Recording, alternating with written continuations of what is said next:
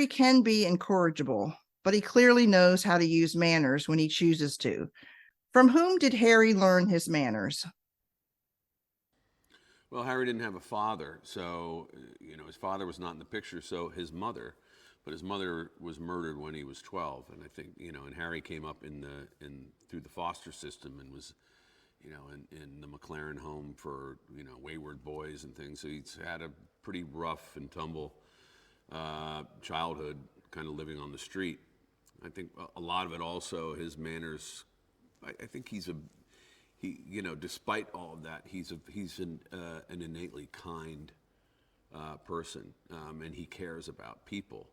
And I'm sure a lot of it has to do the decorum and manners comes also from serving in the military, and in the police department, and also just being in order to be successful as a detective, you have to read people, and if you come at people hard all the time, you're not going to get anything. And so I think his intentions are pure and direct. I don't think he's also known to be manipulative, but I think it probably all started with his mother. Harry told Gallagher that the jury was still out as far as whether he liked the PI work. Is the jury still out, or has Harry formed an opinion one way or another?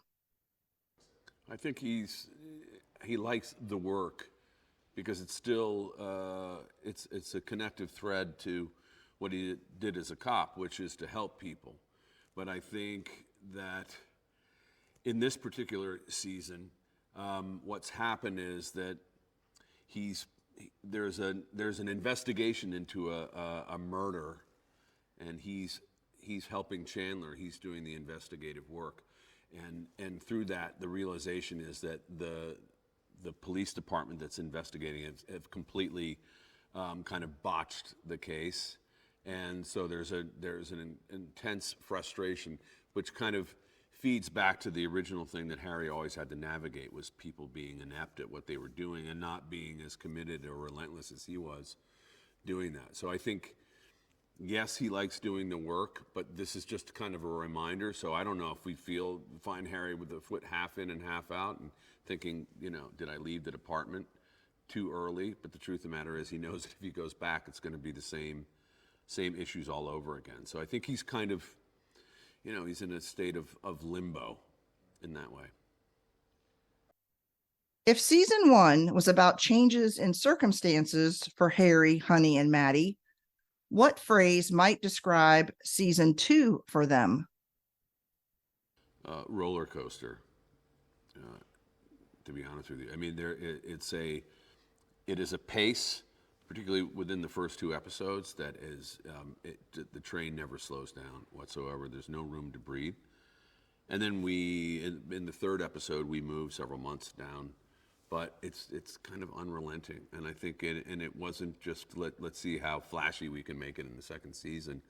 It was just the book that we chose, The Crossing, and all the stuff that goes on within that case. There's a lot going on, and everybody's dealing with their own stuff. But per usual, storytelling in our universe, there's a constant intersection of the characters, and I think maybe more so in this season than in the first season. So a lot of good stuff happening, but not for the faint of heart.